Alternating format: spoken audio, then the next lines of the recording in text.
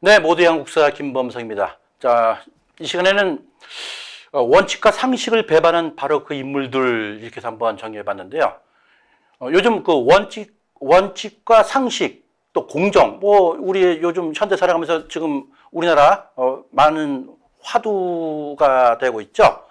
자, 그렇다면 우리나라 역사상에 이런 원칙과 또 공정, 또 상식을 배반한 사람들이 있어요.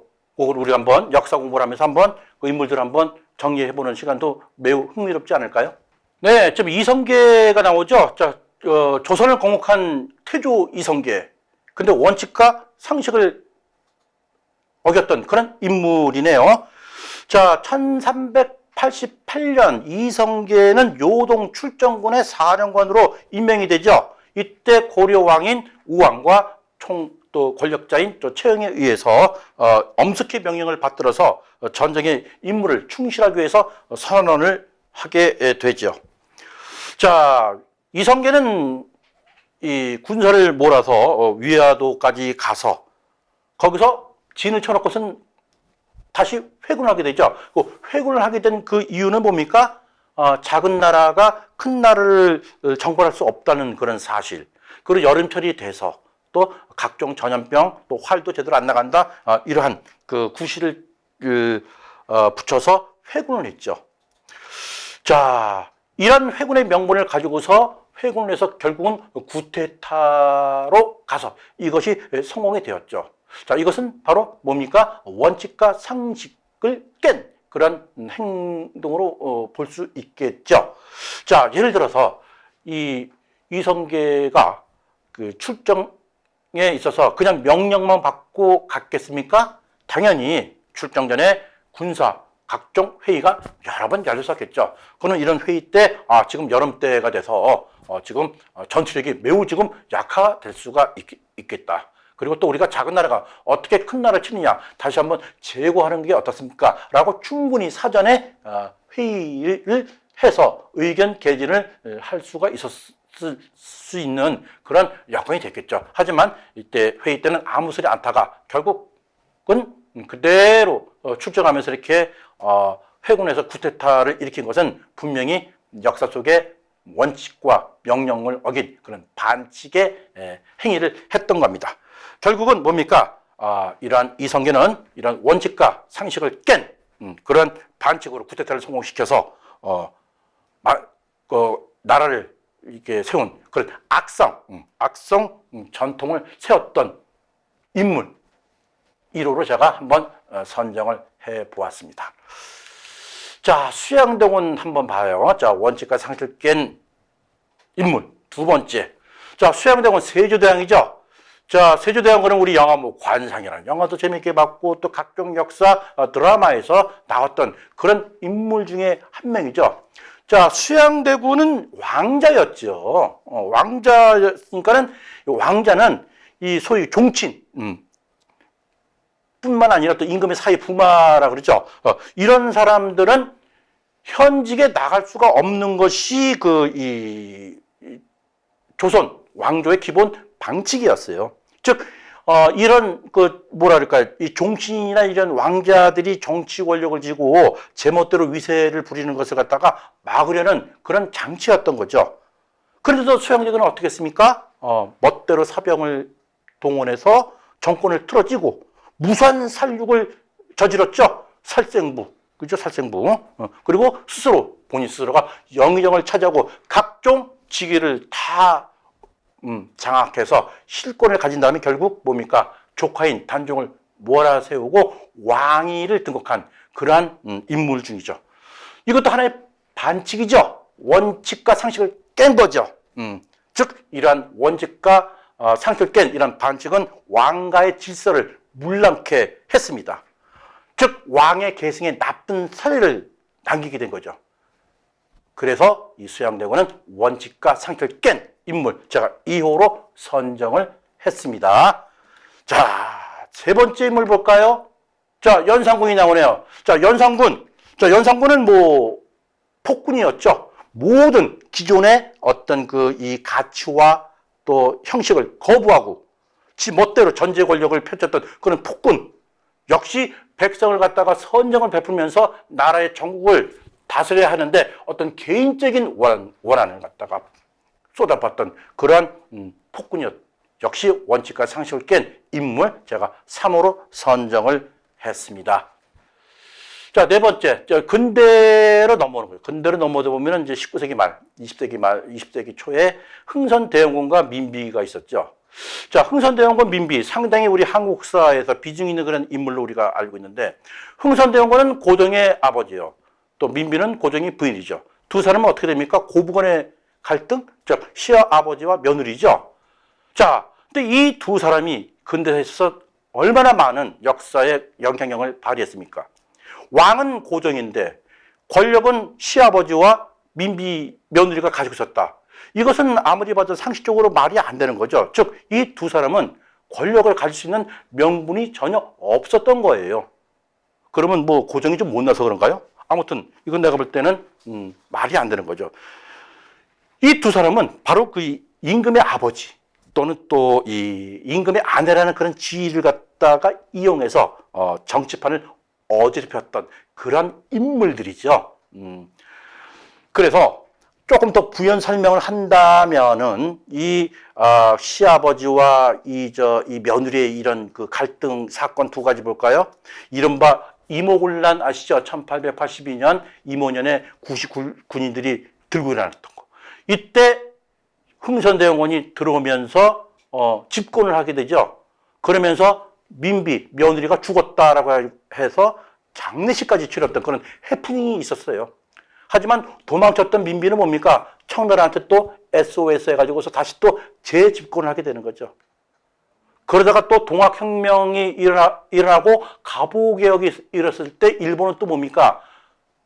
흥선대원군을 또 딱 모셔오죠. 허수아비로, 꼭두각시로. 자, 척하비를 세웠던 그 흥선대원군이 어떻게 일본의 앞잡이의 또 수뇌부가 될 수 있겠습니까? 이게 말이 안 되는 거예요.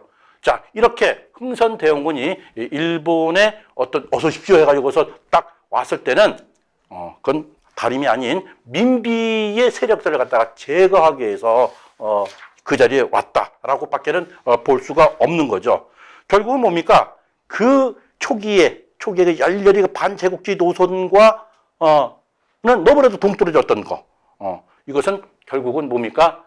고부간의 갈등으로 인해서 나라를 갖다가 구렁텅이에 몰아갔던 그런 장본인, 즉 원칙과 상식을 깬 두 인물, 이렇게 제가 한번 선정해 보았습니다. 자, 이런 전통은 계속 이어져 나서 해방 후에도 한번 인물들이 나오죠. 자, 해방대에도 이런 사정은 다를 바가 없었죠. 이승만은 독재 정권을 구축하면서 헌법의 규정을 무시하고 이 삼선 개헌을 단행했죠.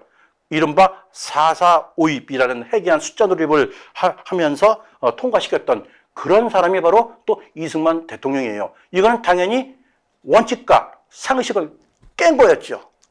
그렇죠? 자, 그래서 다섯 번째 인물을 제가 선정해 봤고요. 자, 박정희.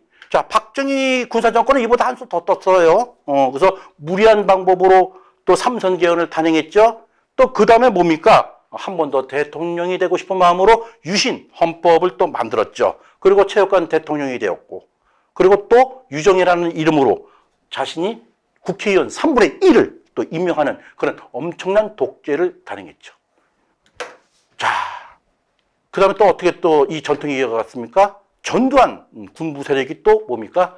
12.12 쿠데타를 일으켜서 정권을 잡은 거는 다 알고 있는 사실이죠. 또 5.18까지 또 우리가 또 머리에 또 올라가네요. 자, 이러한 이 정치적 발전은 그대로 무시가 되고, 이 쿠데타는 그대로 또 전승이 돼서 전두환 일당이 군부 독재를 또 전해줘서 우리나라의 민주주의를 또 파괴했죠.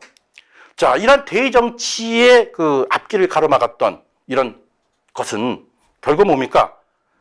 어떤 이념이 아니라 정치 권력을 잡기 위한 그런 방편으로 구사되었던 거죠. 자, 우리의 이 근대사는 희미하게도 이 식민지 시대 때에 이제 뭐랄까요? 그 식민지를 전락한 일제 시기부터 근대 사회가 시작이 됐는데 또 이런 식의 또 도시화가 또 이루어졌고요. 아무튼 이런 아픈 역사죠. 자, 이것이 결국은 그 고스란히 유전자가 지금 이 순간에도 지금 그 잔재가 지금 없어지지 않고 있는 거죠. 처음에 열거했던 이 위화도 사건, 지금으로서 약 500년 전의 일이죠. 500년 전에 이 위화도 회군, 그리고 또 흥선대원군, 즉 100여 년 전에 이런 그 어떤 그 고부간의 갈등, 이러한 것들이 갈등이 현재는 어떻습니까? 지구에 사는 모든 사람들이 시공간을 뛰어넘어서 뭐 인터넷으로 화상 전화를 하고 인터뷰를 하고 하는 이런 일들이 이런 시대에 이러한 이와 비슷한 일들이 현재도 뭐예요? 발생하고 있다는 거. 하지만 이런 원칙과 상식이 무시가 되고 이런 그 소위 그 정치 권력을 잡기 위해서 이런 이 방편으로 이런 구사하는 이런 모든 것들이 현재도 지금 우리가 눈으로 좀 보고 있는 것이 현실이죠. 그럼에도 불구하고 우리 시민들은 이것을 갖다가 덤덤히 좀 바라만 보고 있는 거, 그게 어쩌면 더 무서운 게 아닐까요? 자, 우리의 근대화는 기묘하게도 반식민지 상태인 19세기의 식민지로 전락한 일제시대부터 전개가 됐죠. 자, 이런 시기에 그 도시화가 이루어졌고 또 많은 혼란이 있었습니다. 자, 오늘날 현대를 우리가 한번 살아가고 있는 일상생활을 보죠. 뭐 침을 아무데나 뱉고 또 휴지를 길가에 아무데나 버리고 또 담배꽁초 같은 경우는 쓰레기통에 버리면서 제대로 비벼 끄지도 않아가지고 그것이 화재로 가고. 자, 그런 일이 빈번해서 막 산에 그 진원이 돼서 큰 불도 나고 그러죠. 이것이 중요한 것이 아니라 이런 혼란이 있으면서도 이런 우리는 거기에 대한 어떤 좀 무덤덤하게 받아들인다. 이게 좀 문제가 될 수가 있는 거죠. 자, 우리가 지금 국민 소득 3만 5천 불, 5만 불을 향해서 가는 그런 경제 선진국인데 이런 경제 선진국에 있는데 우리가 진정으로 선진국이 되기 위해서는 뭡니까? 바로 원칙과 상식과 공정이 일반화되는 그런 상식적이 통하는 그런 나라가 돼야지만이 비로소 선진국이 되는 길 아닐까요? 그런데 정작 큰 문제는 올해 이제 시작한 지 얼마 됐죠. 이런 2023년에도 맨날 각종 미디어나 뉴스나 보면은 이런 정치판의 반칙이 아직도 개선되지 않고 있다는데 그 문제를 우리가 심각하게 좀 생각해 보지 않을까 합니다. 자, 원칙과 상식이 언제 우리 일반화 상식처럼 될까요? 오늘날은 과연 반칙이 사라졌는지 한번 제가 의문점을 던지면서 시간을 마치고자 합니다. 자, 오대양 국사 김범석이었습니다.